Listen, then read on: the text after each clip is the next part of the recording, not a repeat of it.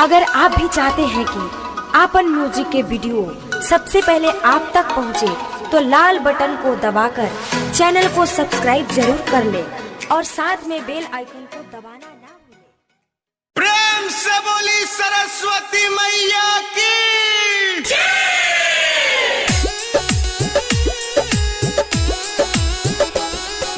लागल बाटे आसन मूर्ति बनी हम देखे, हमा के पारा शादी हमके लगल निरेखे।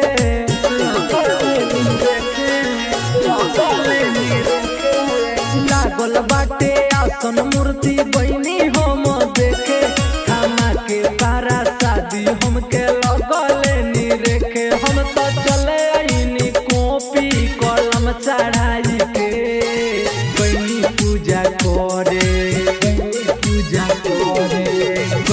पूजा करे सरस्वती माई के।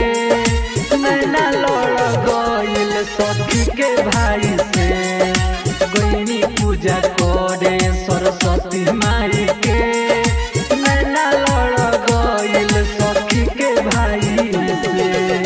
जय जय जय जय माँ, जय माँ। Music by Mohan Yadav.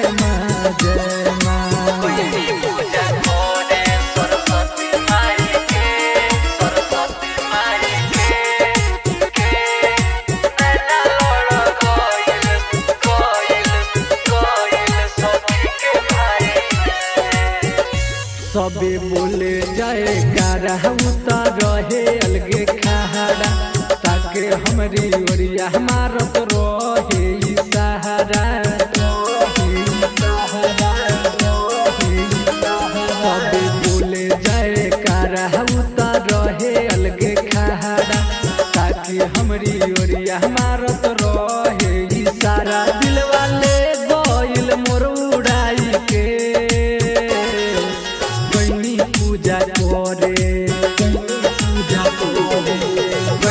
पूजा करे सरस्वती माई के। नैना लड़ गइल सखी के भाई से, बनी पूजा करे सरस्वती माई के। नैना लड़ गइल सखी के भाई से। जय जय जय जय माँ, जय माँ। Music by Mohan Yadav.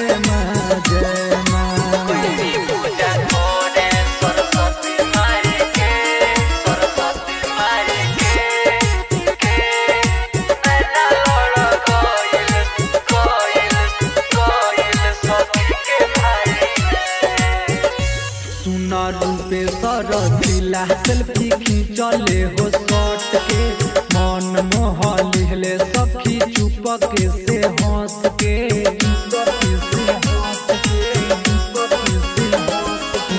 रूपे सरसिला सेल्फी खींचले हो शॉट के, मन मोह लिहले सखी चुपके से हंस के। राइटर सचिन से नजर बचाई के,